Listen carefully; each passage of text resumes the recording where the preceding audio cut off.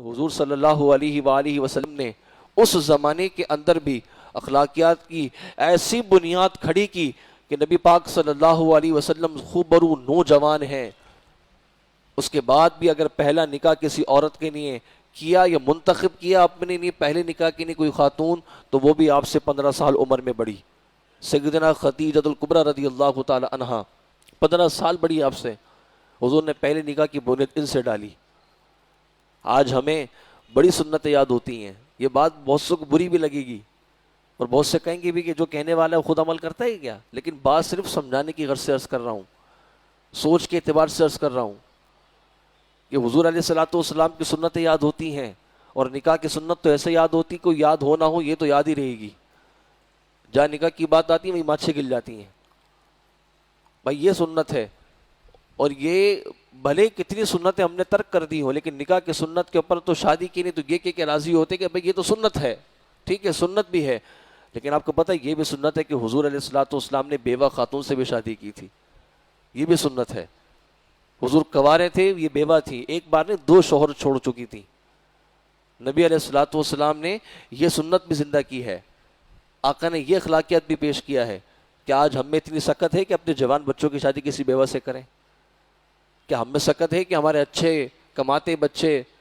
اخلاقیات کے متحمل بچے، عزت کرنے والے بچے کسی بیوہ خاتون کو دے دیے جائیں، یا اس کے لیے کسی بیوہ خاتون کا انتخاب کیا جائے؟ اول تو بچہ راضی نہیں ہوگا کیونکہ تربیت ایسی نہیں ہے، اور ماں باپ بھی راضی نہیں ہوگے کیونکہ ان کی سوچ ایسی نہیں ہے، انہیں تو اپنے بچے کے لیے حور پری چاہیے، اپنے بچے کے لیے کوئی اداکارہ چاہیے، سمجھتے ہیں شاید حور پری سے شادی کریں گے تو وہ شاید چاند پہ جا کے اس کے لیے کوئی محل بنا دے، شاید وہ تارے توڑ کے اس کے لیے لے کے آ جائے۔ ایسے سہانے سپنے کردار والدین کا ہوتا ہے، جب حور پری تلاش کرتے ہیں شادی کر دیتے ہیں، پھر وہ دن کے اندر تارے دکھاتی ہے، بیٹا بھی تارے دیکھ رہا ہوتا ہے دن میں، گھر والے بھی تارے دیکھ رہے ہوتے ہیں، کیونکہ انتخاب ہی اچھا نہیں کیا نا، ہم نے حضور علیہ الصلوۃ والسلام کا کردار نہ دیکھا۔ میں یہ نہیں کہتا کہ اپنے بچوں کی بیواؤں سے شادی کرو، لیکن ایک سوچ کے تحت میں آپ کو بتا رہا ہوں کہ کبھی ایسا موقع آ بھی جائے کہ آپ کو لگے کہ میرے بچے کے لیے یہ نہیں یہ بہتر ہے، تو پھر حضور نے یہی فرمایا کہ حسب نسب نہ دیکھو، یہ نہ دیکھو کہ اس کی عزت کتنی ہے اس کی عزت کتنی ہے، حسب کیا ہے نسب کیا ہے، تم پر لازم ہے کہ تم یہ دیکھو دین میں کتنا عمل کرتا ہے یا دین میں کتنا عمل کرتی ہے۔ جب تم دین کو دیکھو گے اللہ تعالیٰ خود ہی تمہارے درمیان برکتیں پیدا کر دے گا۔ نہ ہماری شادی ہوئی تو ہمارے گھر والوں نے یہ پوچھا کہ بیٹا تو کماتا کیا ہے، تیرے نے کیسی لڑکی کا انتخاب کرے، نہ ہی لڑکی والوں نے یہ پوچھا کہ تمہارے نے کس مرد کا انتخاب کیا جائے۔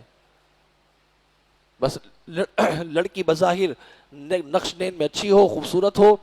لڑکا اچھا کماتا ہو، بس یہ 2 قانون ہم نے آپ نے بنا لیے ہیں۔ یہ نہیں دیکھا دین آتا بھی ہے نہیں آتا،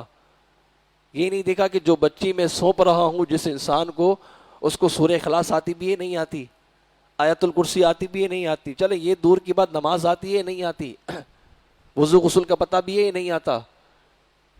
یہ اتنی لاپرواہی ہے۔ تبھی تو ہمارے نکاح جب ہوتے ہیں تو نکاح کہاں بیٹھ کے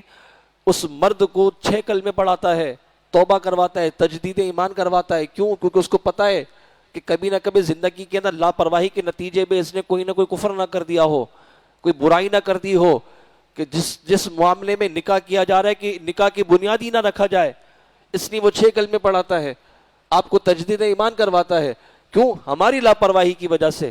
ورنہ تاریخ میں کتابوں میں ایسا کہیں نہیں ملتا کہ نکاح سے پہلے نکاح خواہ نے کسی کو کلمہ پڑھایا ہو، تجدید ایمان کروایا ہو، لیکن یہاں کرواتا ہے، کیوں؟ احتیاطی پہلو کا احتیاط۔